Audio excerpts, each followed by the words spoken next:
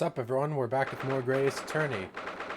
The second part of, well, this session of escapades. This is number 6, I believe. Oh wait, no, number 5, right. March 5th, 2:40 p.m. That's 2 days after the last one, I think. Naruhodo's legal consultancy. Hello? I'm back. Oh, hello, Mr. Naruhodo. Did you have a good outing?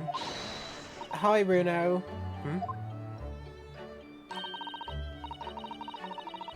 What's the matter?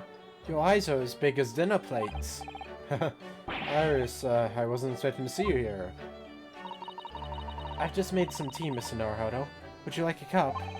A cup or two, yes. Definite tea. Alright, what's going on here?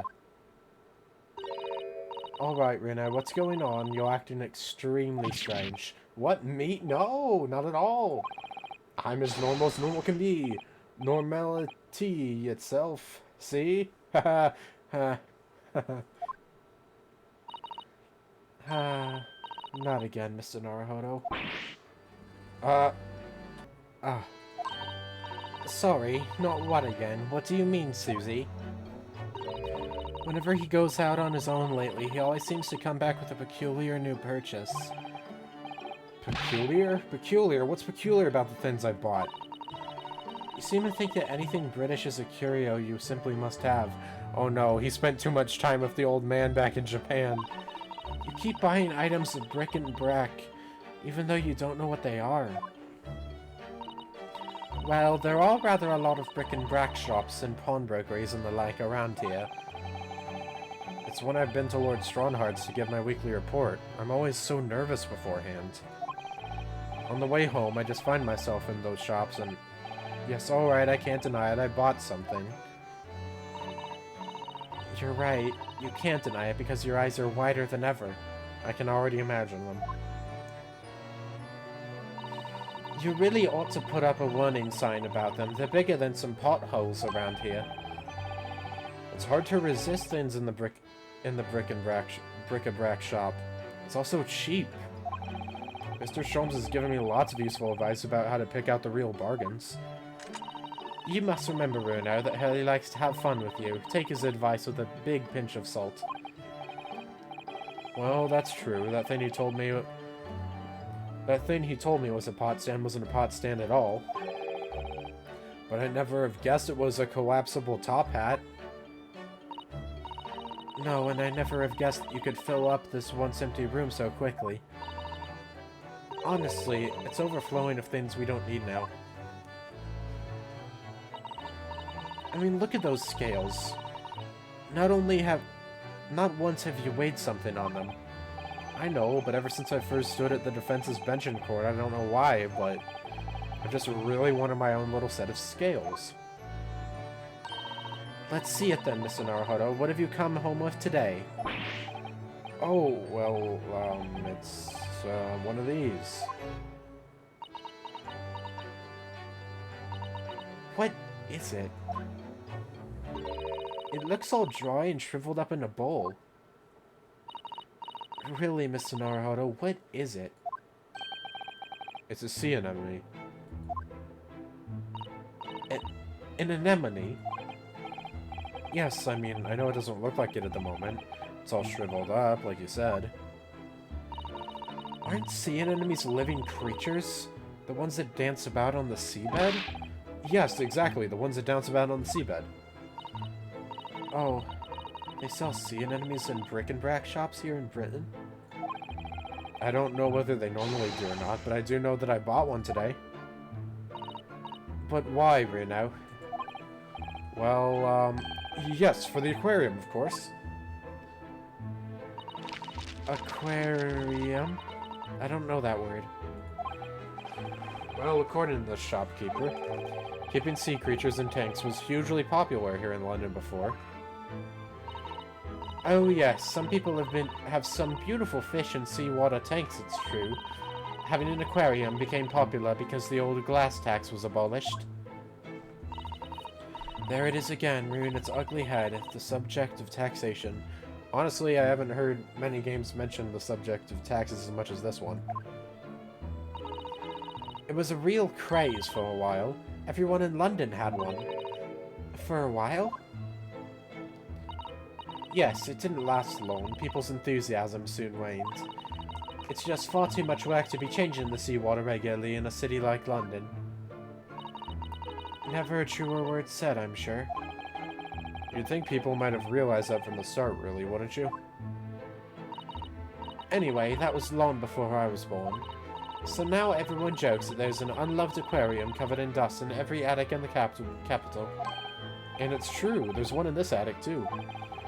When I told the man in the bric-a-brac shop about it, he had these words of wisdom. That's why this is the age of the sea anemone. And that made a lot of sense to me. It made sense to you, did it? She looks so disappointed right now.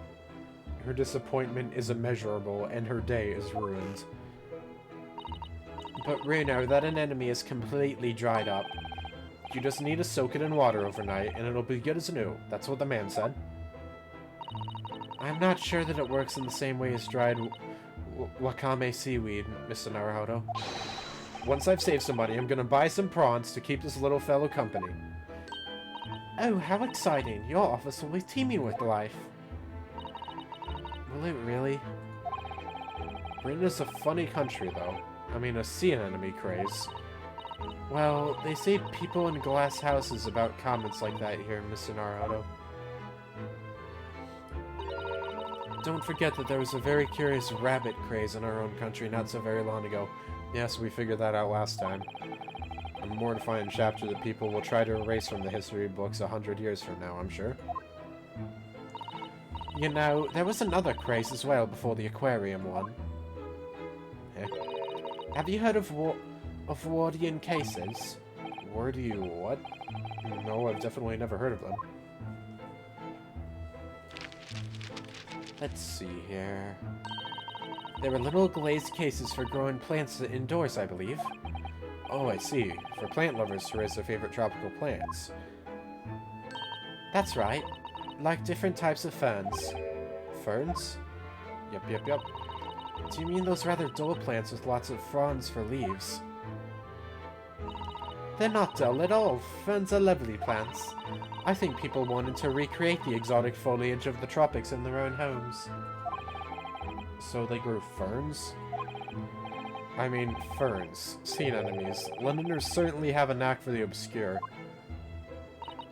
Well, thinking about it... My grandfather loved the moss on his bonsai. He looked after it better than the trees.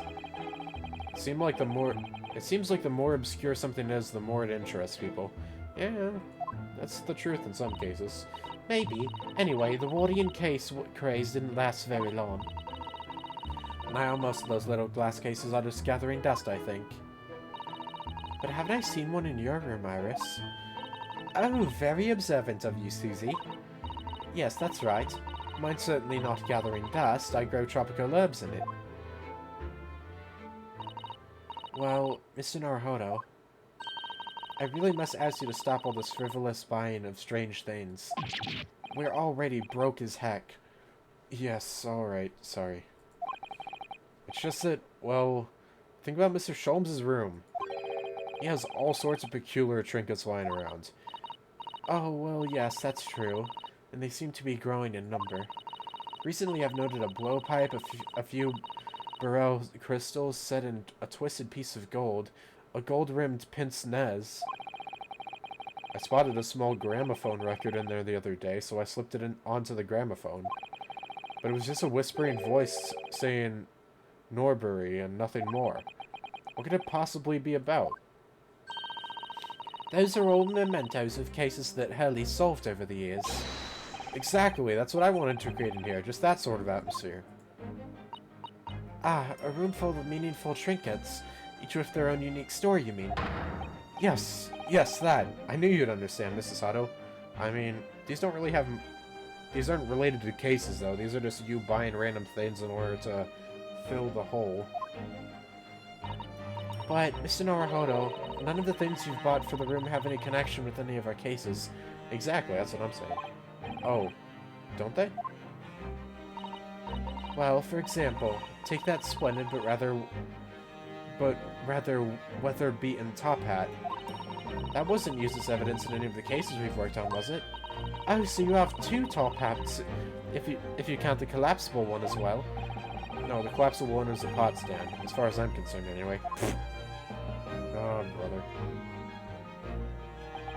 But the other day when we were in court, they were everywhere, weren't they? I know, right? Top hats, I mean. That's what I tried saying last time. We need a frickin' hat tax because of how many people wear them. All three of them. Well, here in Britain, of course, they're the mark of a true gentleman, so that's hardly surprising. If a man isn't wearing a top hat when he ventures out of doors, he'll be looked down upon. Well, no, that's kind of whack if you ask me, but whatever. Gosh, it has very strict rules, doesn't it? The English Gentleman's Code. I've been wondering how I'd look in a top hat recently. After all, my university uniform is black as well, so I think it would be very in keeping. Oh, what's a good idea? Go on then, Bruno, try it on. Oh my god, are we actually going to see him with that top hat? They are speechless.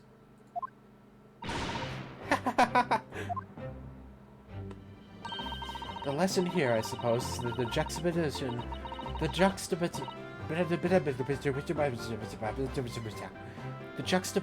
of student and gentleman is just so strange and wrong.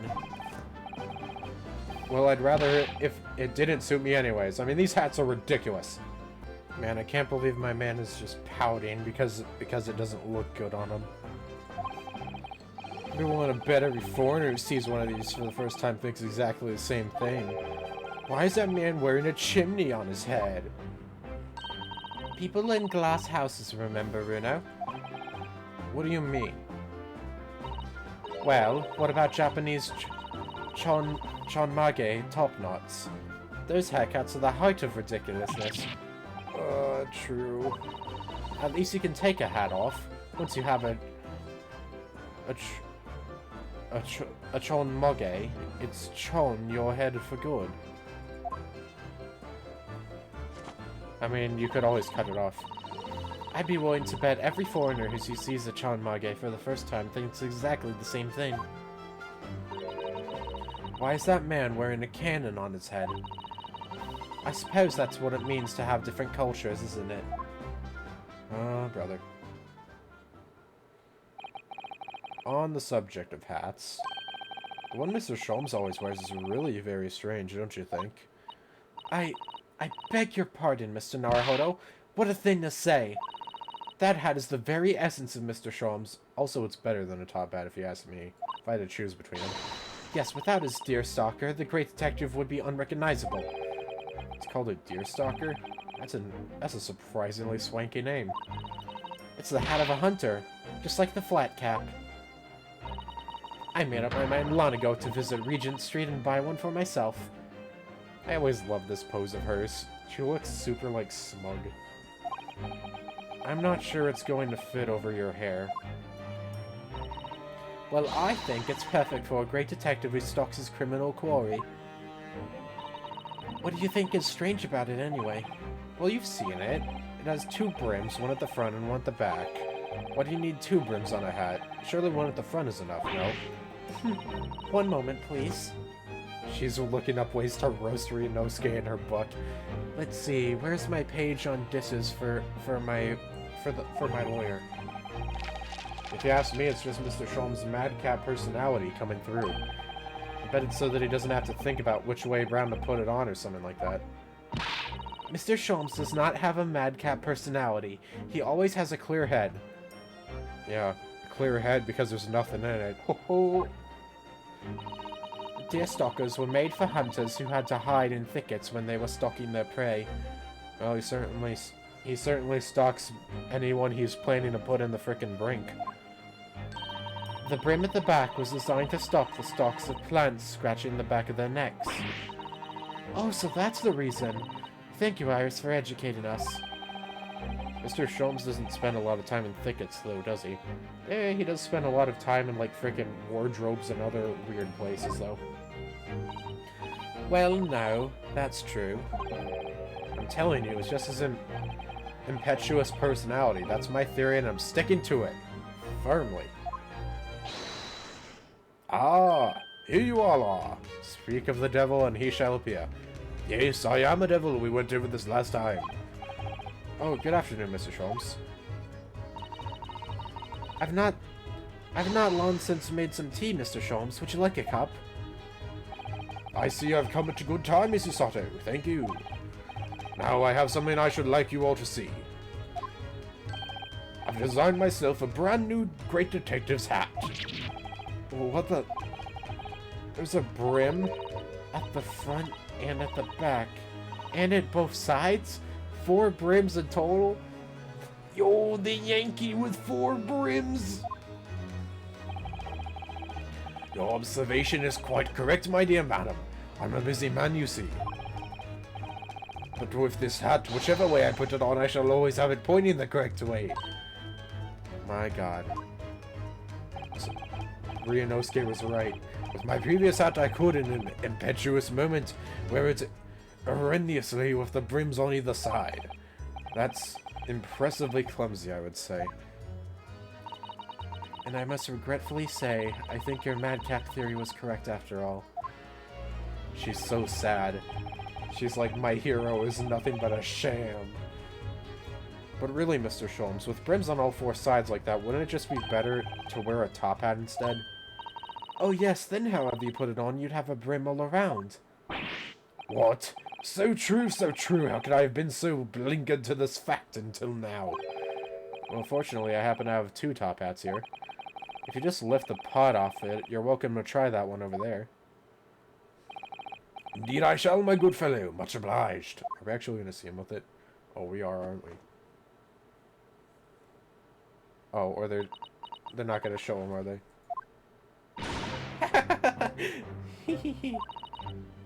Oh dear, Hurley, it looks terrible. More terrible than I could possibly have imagined. Oh, that's not good. Maybe it's because of your long face. Paired with the tall hat, it just doesn't work. Well, I think it's very nice, Mr. Sholmes. Even if it will have the whole world in fits of laughter. Arg! I should never have meddled with it. Give me a deerstalker forevermore. And give me my regulation university hat for forevermore. I want to see you in your university hat, Roger.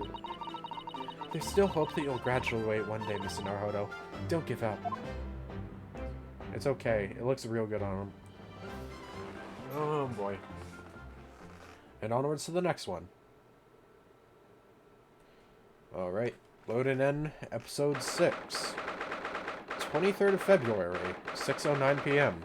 Mr. Natsume's room. So, Mr. Natsume, are you really returning home? To Japan? Oh man, I have to voice Natsume, do I? Oh boy. Give me a sec here. Alright, I remembered how I voiced him. I had to look up one of my previous recordings to see. Yes, indeed I am. Everything is arranged already. We'll be sad to see you go. And after Reno worked so hard to prove your innocence as well. What a shame. Feels like it was all a wasted effort. Don't say that! I know what you're suggesting. Now calm down, Mr. Natsume. It's all fine, really. You are in good company here, sir. If you fear the Reaper, you needn't hide the fact. I am a proud citizen of the Empire of Japan. I'm not a scaredy cat! Talking of cats, Mr. Sholmes just casually threw one among the pigeons there. A man like me belongs to Japan, not here. That's what I've come to realize. I wonder. A mustache such as yours is eminently suited to London, I would say. There goes Mr. Sholmes throwing another cat in. I mean, he isn't kind of wrong there. Like, I don't remember where I read this, but isn't facial hair in Japan, like, usually not something that's found attractive? Like, I don't know, I feel like generally in Japan, people don't find people like generally facial hair is frowned upon. I don't know. Maybe that's something more modern and wasn't a problem back in the day or something, but I don't know. The moment I arrived in this city, I noticed everyone in London laughs at me behind my back like hyenas. Hysterical hyenas, haha, and horribly. I'm sure that's not true, Mr. Natsume. Oh, but it is. Whenever I turn around and peer down the fog-filled streets, all I see is foreigners everywhere. Well, there's you, Bruno and Susie in here, so that's 3 foreigners out of 5 people. I take your point. Only the other day, I was taking a stroll through the fog as usual, when a young man approached me from behind. He was pale and gaunt, his back arched like a cat. Observing his wretchedness moved me so deeply. Are you sure that wasn't yourself? I thought to myself, I'm not the only one suffering in this hell. But, do you know what? Can you imagine? It was just my own reflection in a shop window. Yeah, that sounds about right. A stunning, stinging, stupefying surprise! Don't forget slap in the face. Everyone started laughing at me. Gentlemen thereabouts, ladies passing by, even the man in the shop window. Ah yes, and a certain great detective would like to be included among the mirthful. Arg! Mr. Shrums is really going for Saseki-san today. I think he always does. He likes to take the piss out of this man. Well, I for one think you're a very handsome man, Mr. Natsume. There, did you hear that? This 10-year-old girl thinks you're handsome. Isn't that wonderful? That makes me feel suspiciously warm inside. I love Natsume. He's such a nice and cool dude. He looks genuinely delighted. The point is, we Japanese are humble and modest. Studying on foreign soil, surrounded by foreign people, how could anyone possibly enjoy that? No one could. It's impossible. If you were genuine Japanese... if you say so. Actually, it would appear that there is someone. A Japanese man who studied in a foreign country and seems to have thrived on the experience. There is? She has to look through pages for a name. Mr. Ogai Mori. I believe he studied in Germany. Mr. Mori, pray tell us more of the fellow. Well, today, he's a very successful author in Japan. Oh, I've heard of him. He's the professor who wrote My Hime, isn't he? My Hime? I suppose in English the title would be Dancing Queen. Maybe. Oh, I see. A tale of a woman who waltzed her way through the world, perhaps. You really needn't make up a silly translation, you know. It's already officially called The Dancing Girl in English. It seems Mr. Mori greatly enjoyed his time in Germany. He became close with a local lady while he was there. Close, you say? With a local lady? A compatriot's criminally contradictory conduct? Well, I suppose your experience of studying abroad depends to a large extent on your character. As they say, many minds. Mr. Mori has an open mind, Mr. Natsume a closed one. Possibly a slightly black and white view, do you think, Mr. Sholmes? Well, anyway. If that's how you feel about being abroad, why did you choose to study here? Wasn't it to further our nation's understanding of the English language or something? Yes, that's right. So what were you doing in Japan before you came to Great Britain, then? I was a school teacher. Of English, of course.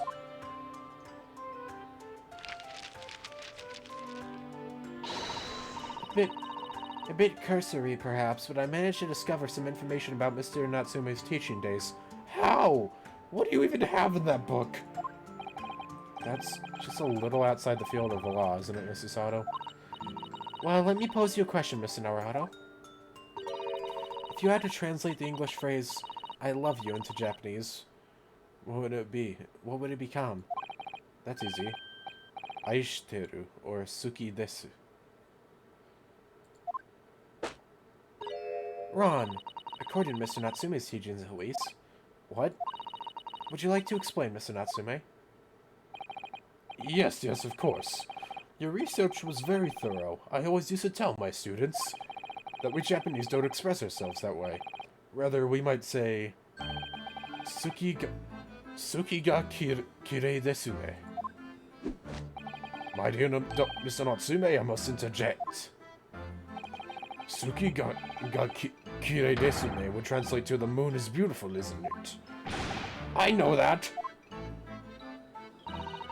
The point is that we Japanese are reticent when it comes to expressing our emotions.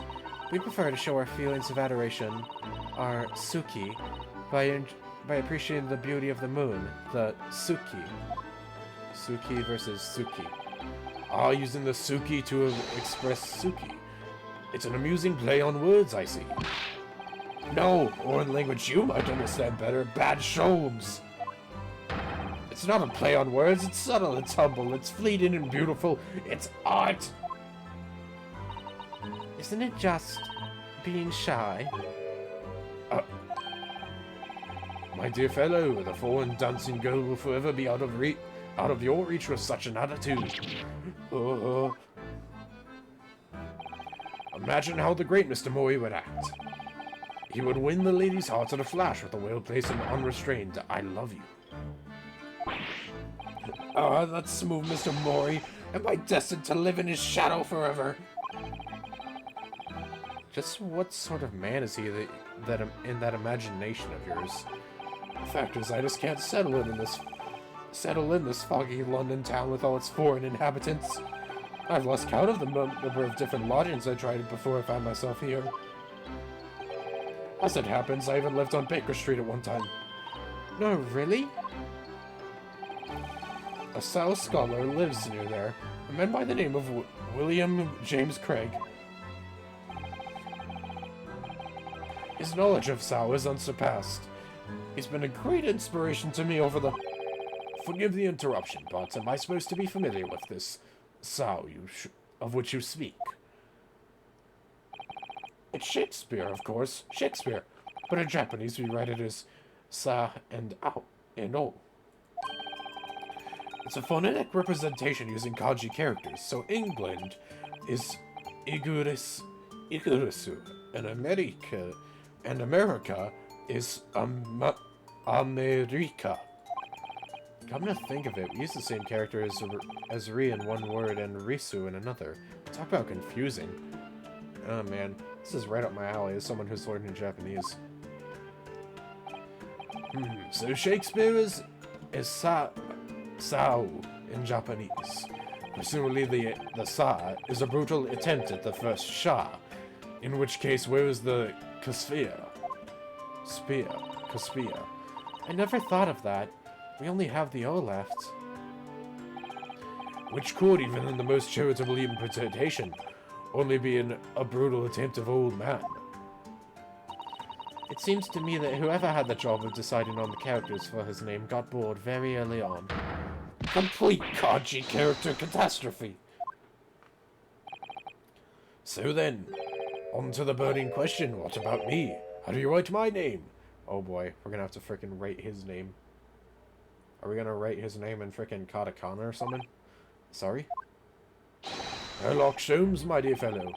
There must be Japanese characters for my name. Man, this must have been a frickin' conversation in Japanese. Imagine playing the Japanese version of this game and seeing this. Oh dear. I am sorry, Mr. Sholmes, but none exists that I'm aware of. What? Am I really nothing to you, Japanese? In that case, it is a matter of paramount importance. You must construct my name in kanji at once. Oh, well, we could use the kanji that's pronounced so to start with, and then use one more to give so, perhaps? I think that would be about right, Mr. Sholmes. But that's almost the same as Sao, isn't it? Sao, isn't it? Yes, you employed with the dreaded O. I don't want people to confuse me with an old man who died centuries ago. I'm sure the world's greatest literary figure would rather not be confused with you either. Well, the world's greatest detective is still youthful and full of vigor. So how about... so handsome? Oh yes, that sounds wonderful. I'm sure everyone will be calling you that 100 years from now. How can she say that with a straight face? What about me then, Iris? Perhaps Aihime, since the second character doesn't seem to matter. No, that would make you a princess. Aihime? Aihime? Oh yes, Princess of Love. That's an adorable name for you, Iris. Stop, please, with a name like that. Mr. Mori is likely to turn up at any moment and irrationally declare I love you. This Mori-san has become quite a character in Soseki-san's mind. And you, Mr. Naruhiro, might I venture Kurobosu as a fitting name for you, as in the Dark Monk? Oh, that's very good. It describes you perfectly, Reno. So you think I'll be wearing this black varsity uniform for the rest of my days, do you? But Mr. Naruhodo already has a Japanese name. I don't believe he needs another. Well, anyway, we were talking about your life here in London, weren't we, Miss Natsume? You should get out and have fun. Oh, the landlady said as much to me too, Miss Garrett. But it wasn't fun at all. It was frightful. Whatever do you mean? A cycle incident! An incident? On a bicycle? Oh yes, come to think of it. Oh, is that the bike that's sitting outside? Yeah, that one. There's an old bicycle parked just outside, isn't there? It's in a sorry state, though. I tried to say no to her, but she insisted I took it for a ride. Perhaps my pronunciation was wrong. So I took my life in my hands and attempted to ride the steel spiderweb stallion to a nearby park. I really don't think there's anything wrong with your pronunciation, Mr. Natsume. Joanne Garadeb, this isn't the kind of woman to take no for an answer. If you're going to die, you might as well die in beautiful surroundings. So the park was my first thought. After a whole day of dicing with death, I emerged with only relatively minor bruises. So, you got the knack of it. Don't be silly. Dying isn't something you can learn to do. I'm pretty sure he meant bicycling. Mr. Natsume, you keep talking about dicing with death and dying and so forth, but riding a bicycle is supposed to be fun. Oh no, that's just what people tell you, but it's an old wives' tale. Is it? I mean, just consider the real name of the vehicle. It's not called a dicycle for nothing. How can anyone expect to use such an aptly named vehicle to move forwards is beyond me. Pedal power promises pain! I didn't think it was possible to get worse with practice. I'm lucky to be alive. Although I must say, after looking death in the eye for a whole week, I did at least manage to mount the steed reliably. And notwithstanding a few wobbles, I found I could make progress in the forward direction. Ah, what a triumph. Deduction is much the same. When first presented with a problem, the mental exertion of trying to solve it leads only to bitter disappointment. But after a week of picking one's way carefully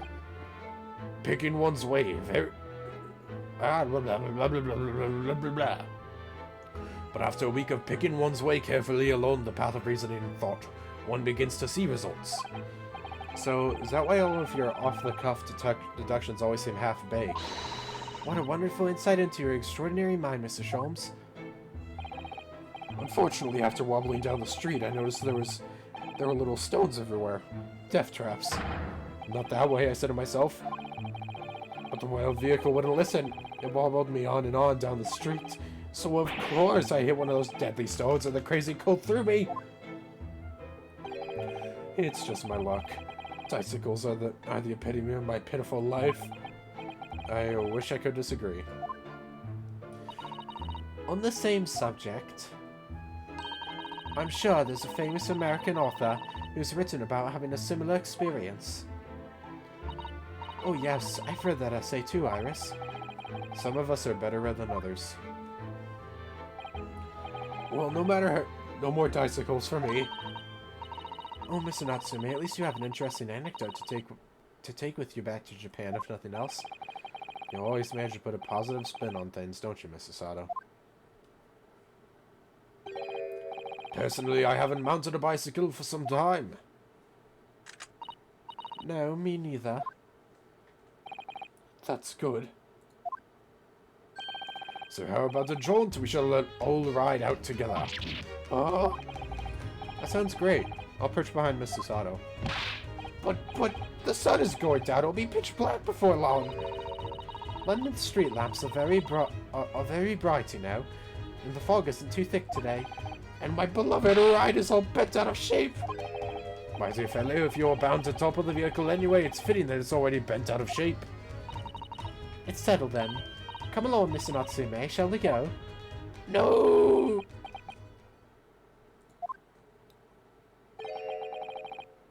Suki ga kirei desu ne. Kirei desu ne. Don't tell me that's his translation of no thank you as well.